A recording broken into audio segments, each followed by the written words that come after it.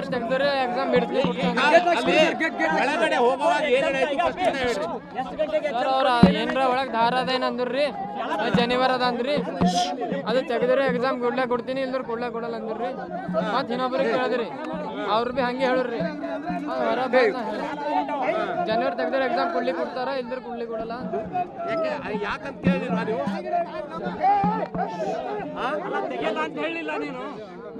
Sir ಕೇಳಿದ್ರಿ ನಾವು ಇನ್ನೊಬ್ರಿಗೆ ಕೇಳಿ ಬರ್ತೀನಿ ಅಂತಂದ್ರಿ, ಅವ್ರನ್ನು ಅಂದ್ರಿ ತೆಗಿಬೇಕಾದ್ರಿ ಇಲ್ದ್ರ ಎಕ್ಸಾಮ್ ಕೊಡ್ಲಿಕ್ಕೆ ಕೊಡಲ್ಲ ಅಂದ್ರಿ.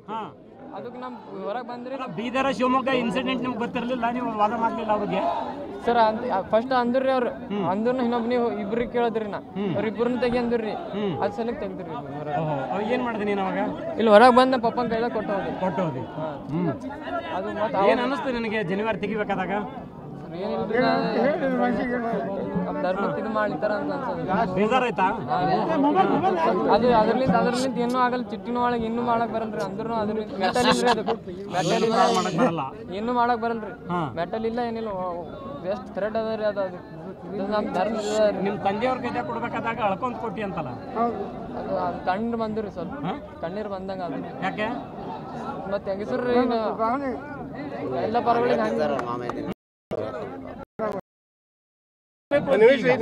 ಏನ್ ಆಗ್ಬೇಕು ಅಂತೀರಿ ಈಗ?